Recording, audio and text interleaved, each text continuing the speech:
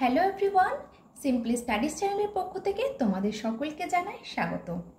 আজকের ক্লাসে আমাদের আলোচ্য বিষয় হলো মালভূমি বা টেবিল ল্যান্ড। তোমরা নিশ্চয়ই ভাবছো যে টেবিল ল্যান্ড আবার কী ধরনের ভূমিরূপ, কি তাই তো? ধরো একটা টেবিল যেরকম দেখতে হয়, অর্থাৎ উপরের দিকটা প্রায় সমতল আর নিচের চারদিক থেকে খাড়া চারটে পায়া নেমে গেছে।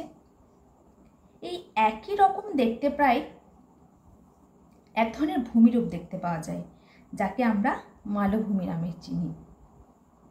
এই মালভূমি অনেকটা টেবিলের মতো দেখতে হয় বলে একে টেবিল ল্যান্ডও কিন্তু বলা হয়। দেখো ছবিটাই দেখো, দেখে মনে হচ্ছে যেন একটা টেবিল, উপরের দিকটা সমতল, আর দেখো এগুলো মনে হচ্ছে যেন একটা পায়া নেমে গেছে।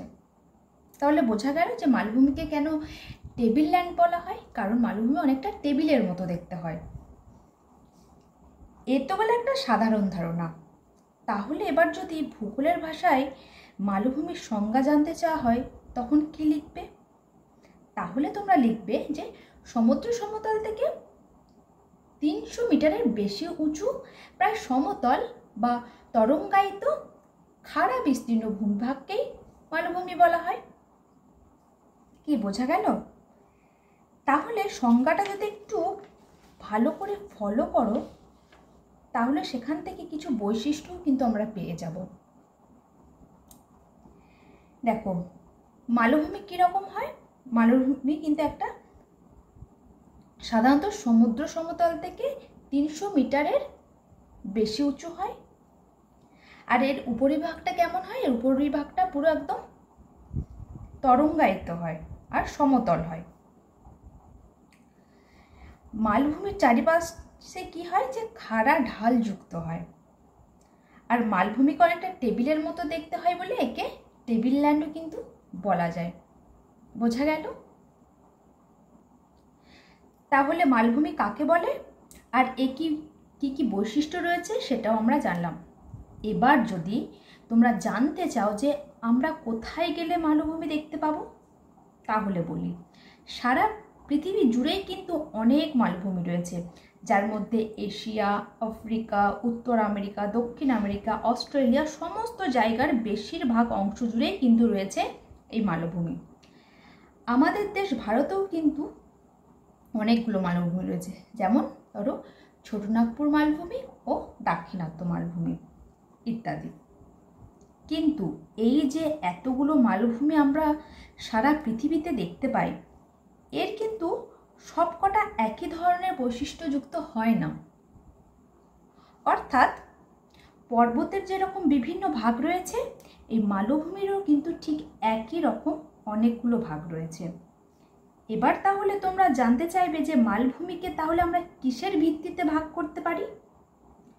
সাধারণত মালভূমি কিভাবে উৎপত্তি হচ্ছে আর সেটা কোথায় অবস্থান করছে, অর্থাৎ উৎপত্তি ও অবস্থান, এই দুটো ক্রাইটেরিয়ার উপর বেস করেই কিন্তু মালভূমিকে চারটি প্রধানত ভাগে ভাগ করা যায়। সেগুলো কি কি? পর্বতবেষ্টিত মালভূমি, মহাদেশীয় মালভূমি, ব্যবিচ্ছিন্ন মালভূমি এবং লাভাগঠিত মালভূমি। বোঝা গেল? এবার আমরা আলোচনা করব পর্বতবেষ্টিত মালভূমি নিয়ে। এই যে পর্বতবেষ্টিত মালভূমি, এই নামটা শুনেই তোমরা বুঝতে পারছো যে একটা মালভূমি সেটার চারিদিকে পর্বত দিয়ে ঘেরা। অর্থাৎ যেসব মালভূমি চারিদিকে পর্বত দিয়ে ঘেরা তাদেরকেই পর্বতবেষ্টিত মালভূমি বলা হয়। চলো তোমাদের একটা ছবি দেখাই, তাহলে তোমরা জিনিসটা আরো ভালোভাবে বুঝতে পারবে। দেখো এই ছবিটার দিকে লক্ষ্য করো। দেখো লক্ষ্য করলেই দেখতে পাবে যে চারিদিকটাই কিন্তু পর্বতে ঘেরা, মাঝখানটা কিন্তু মালভূমি সৃষ্টি হয়েছে। কি তাই তো? খুব ভালো করে লক্ষ্য করো, তাহলে বুঝতে পারবে। এগুলো দেখো পর্বত দিয়ে ঘেরা, মাঝখানটায় কিন্তু মালভূমি সৃষ্টি হয়েছে। এবার খুব স্বাভাবিকভাবে তোমাদের মনে প্রশ্ন আসবে যে এইভাবে চারিদিকে পর্বত দিয়ে ঘেরা একটা মালভূমি সৃষ্টি হলো কিভাবে? মনে করে দেখো যে ভঙ্গিল পর্বতে উৎপত্তি জানতে গিয়ে আমরা ঠিক কি পড়েছিলাম? আমরা পড়েছিলাম যে দুটো চলমান পাত একে অপরের দিকে এগিয়ে এসে ধাক্কা খায়, যার ফলে এই দুটো পাতের মাঝখানে থাকা ভূভাগের ওপর দুপাশ থেকে প্রবল পার্শ্বচাপ পড়ে, যার ফলে কি হয়, যার ফলে শিলার ওপর ভাঁজ খেয়ে উঁচু হয়ে গিয়ে ভঙ্গিল পর্বত গঠন করে। এবার ধরো ভঙ্গিল পর্বত তৈরি হওয়ার সময় দুটো পরস্পর সমান্তরাল পর্বত শ্রেণী গঠন হয়।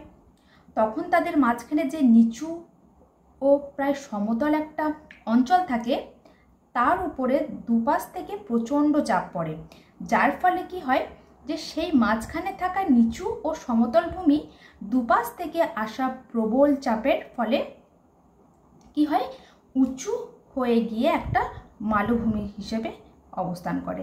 অর্থাৎ মাঝখানে থাকছে মালভূমি আর দুদিকে থাকছে দুটো পর্বতশ্রেণী। এই মাঝে থাকা মালভূমিকেই বলা হয় পর্বতবেষ্টিত মালভূমি। বোঝা গেল? এবার যদি এর একটা উদাহরণ জানতে চাও তাহলে বলতে হবে যে হিমালয় ও কুয়েললুন পর্বতের মাঝখানে থাকা তিব্বত মালভূমির কথা। এই তিব্বত মালভূমি যেরকম একটা পর্বতবেষ্টিত মালভূমি, তেমনই কিন্তু এটা পৃথিবীর বৃহত্তম মালভূমি। তাহলে তোমাদের কি মাথায় রাখতে হবে যে পৃথিবীর বৃহত্তম মালভূমি হচ্ছে তিব্বত মালভূমি। এছাড়াও পামির মালভূমি ও কিন্তু পর্বতবেষ্টিত মালভূমির উদাহরণ। দেখো উদাহরণে লক্ষ্য করো যে পর্বতবেষ্টিত মালভূমি হচ্ছে তিব্বত মালভূমি ও পামির মালভূমি। এই যে পামির মালভূমি, যা হলো পৃথিবীর উচ্চতম মালভূমি, এর উচ্চতা কত জানো? এর উচ্চতা হচ্ছে 4873 মিটার। পামির মালভূমির এত উচ্চতা থাকার জন্য একে পৃথিবীর ছাদও কিন্তু বলা হয়ে থাকে। তাহলে বোঝা গেল যে পৃথিবীর ছাদ কাকে বলে? তাহলে তোমরা লিখবে যে পামির মালভূমিকে কিন্তু পৃথিবীর ছাদ বলা হয়। আর কেন বলা হয়? কারণ এর উচ্চতা কিন্তু সব থেকে, যতগুলো মালভূমি আছে তার থেকে সব থেকে বেশি। এবার চলো দেখে নিই মালভূমির দ্বিতীয় ভাগ, অর্থাৎ মহাদেশীয় মালভূমি। এই মালভূমি কিভাবে গঠিত হয়েছে? অ্যাস্থনোস্ফিয়ারের উপর ভাসিত পাতগুলো যখন মুভমেন্টের ফলে ভূপৃষ্ঠের প্রাচীন ভূখণ্ড একটা ফাটল বরাবর কিন্তু আলাদা হয়ে যায়। তারপর কি হয়? তারপর সেই বিচ্ছিন্ন ভূভাগটা একটা মালভূমি হিসেবে অবস্থান করে, যাকে মহাদেশীয় মালভূমি বলা হয়ে থাকে। এই মহাদেশীয় মালভূমির একটা প্রধান বৈশিষ্ট্য হিসেবে তোমরা সবসময় মনে রাখবে যে এই মালভূমি হলো পৃথিবীর প্রাচীন ভূখণ্ডের অংশ। অর্থাৎ এগুলো কি দিয়ে গঠিত হয় বলো তো? এগুলো প্রাচীন শিলা দ্বারা গঠিত হয়। আর এই প্রাচীন শিলা কঠিন হয় বলে সহজে কিন্তু ক্ষয়প্রাপ্ত হয় না, সেটা আমরা সবাই জানি যে কঠিন শিলা কিন্তু সহজে ক্ষয়প্রাপ্ত হয় না। তাই এদের সিল্ট মালভূমিও কিন্তু বলা হয়ে থাকে। এবার চলো এই মহাদেশীয় মালভূমির কয়েকটা উদাহরণ আমরা জেনে নিই। ভারতের ক্ষেত্রে দাক্ষিণাত্য মালভূমি হলো একটি মহাদেশীয় মালভূমির উদাহরণ। এছাড়াও অন্যান্য মহাদেশীয় মালভূমির মধ্যে রয়েছে যেমন কানাডিয়ান সিল্ট, সাইবেরিয়ান মালভূমি, ব্রাজিল মালভূমি, আরবীয় মালভূমি ইত্যাদি। বোঝা গেল? এবার আমরা জানব মালভূমির তৃতীয় ভাগ, অর্থাৎ ব্যবিচ্ছিন্ন মালভূমির সম্পর্কে। দেখো এই ব্যবিচ্ছিন্ন কথাটা ভালো করে খেয়াল করলে দেখবে যে এর মধ্যে বিচ্ছিন্ন শব্দটা কিন্তু লুকিয়ে আছে। আর এই বিচ্ছিন্ন মানে কি বলতো?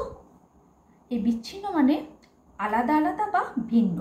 আসলে মালভূমি যেহেতু বিচ্ছিন্নভাবে অবস্থান করে, তার এর নাম হয়েছে ব্যবিচ্ছিন্ন মালভূমি। দেখো ছবিটা লক্ষ্য করে দেখো, সব বিচ্ছিন্ন হয়ে আছে, কেমন একটা আলাদা আলাদা হয়ে আছে সব মালভূমিগুলো। কিন্তু কেন বিচ্ছিন্নভাবে অবস্থান করছে সেটাও তোমাদের জানতে হবে, কি তাই তো?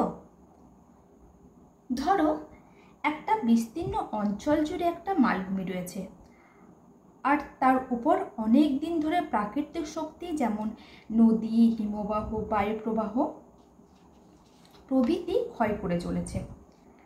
তার ফলে কি হবে বলো তো? মালভূমির মধ্যে থাকা কোমল শিলাগুলি কিন্তু ধীরে ধীরে ক্ষয়প্রাপ্ত হয়ে যাবে।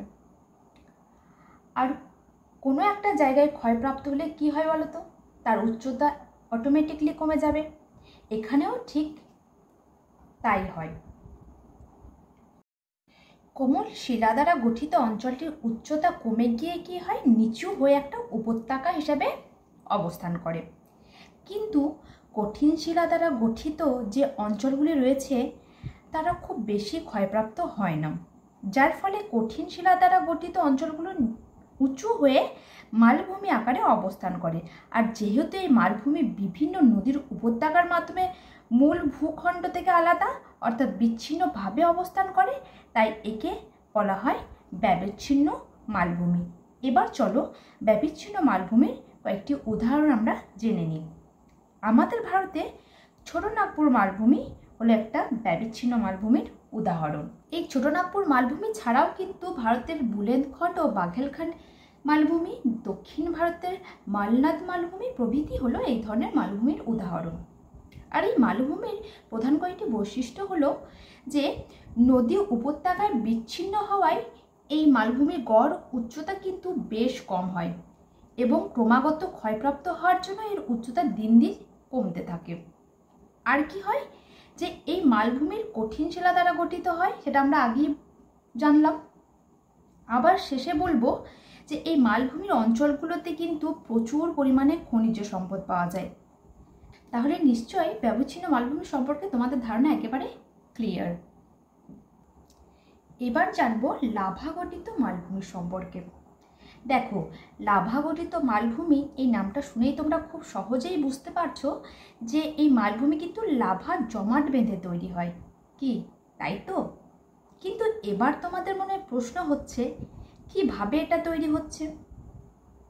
দেখো, ভূগর্ভে থাকা উত্তপ্ত ম্যাগমা যখন ভূপৃষ্ঠের কোনো ফাটল বা দুর্বল স্থান থেকে লাভা রূপে বাইরে বেরিয়ে আসে, তখন সেটা বাতাসের সংস্পর্শে এসে শীতল হয়ে ধীরে ধীরে জমাট বেঁধে যে মালভূমি তৈরি হয় তাকে লাভা গঠিত মালভূমি বলা হয়। এবার তোমাদের মনে একটা প্রশ্ন আসবে যে আমরা তো পর্বত শ্রেণীর বিভাগ পড়তে গিয়ে পড়েছিলাম যে লাভা জমাট বেঁধে আগ্নেয় পর্বত তৈরি হয়, এখানে আবার বলছে যে লাভা জমাট বেঁধে মালভূমি তৈরি হচ্ছে। তাহলে কখন লাভা জমাট বেঁধে পর্বত তৈরি হচ্ছে আর কখনই বা সেটা মালভূমি তৈরি হচ্ছে, সেটা আমরা ঠিক বুঝবো কেমন করে? এক্ষেত্রে একটা জিনিস সবসময় মনে রাখবে যে লাভা যদি খুব বেশি থকথকে না হয়, অর্থাৎ লাভার থিকনেস বা গাঢ়ত্ব যদি খুব বেশি না হয়, তাহলে সেই লাভা বহুদূর পর্যন্ত ছড়িয়ে পড়তে পারে আর তখনই সেটা জমাট বেঁধে মালভূমি আকারে অবস্থান করে। কিন্তু যদি লাভা খুব গাঢ় ও থকথকে হয় তখন কিন্তু সেটা বেশি দূর ছড়িয়ে পড়তে পারে না, যার ফলে আগ্নেয় পর্বত সৃষ্টি হয়। বোঝা গেল? এবারে আসি এই লাভা গঠিত মালভূমির উদাহরণে। ভারতের দাক্ষিণাত্য মালভূমি হলো কিন্তু একটি লাভা গঠিত মালভূমির উদাহরণ। এই মালভূমিটা কিন্তু ভারতের দক্ষিণ পশ্চিম অংশে প্রায় 5 লক্ষ বর্গ কিলোমিটার পর্যন্ত জুড়ে অবস্থান করে।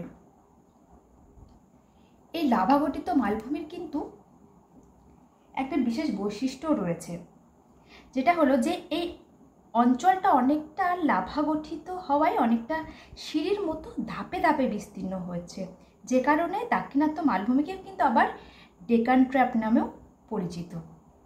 বোঝা গেল? তাহলে আজকের ক্লাসে আমরা জানলাম মালভূমি কাকে বলে, মালভূমির শ্রেণীবিভাগ ও তাদের বিশেষ বৈশিষ্ট্য ও উদাহরণ সম্পর্কে। তো আজকের ক্লাস এইটুকুই। ক্লাসটি ভালো লাগলে অবশ্যই একটা লাইক করো, কমেন্ট করো, সবার সাথে শেয়ার করো, আর এই চ্যানেলের প্রথম হয়ে থাকলে চ্যানেলটি সাবস্ক্রাইব করে পাশে থেকো। তো দেখা হচ্ছে পরের ক্লাসে।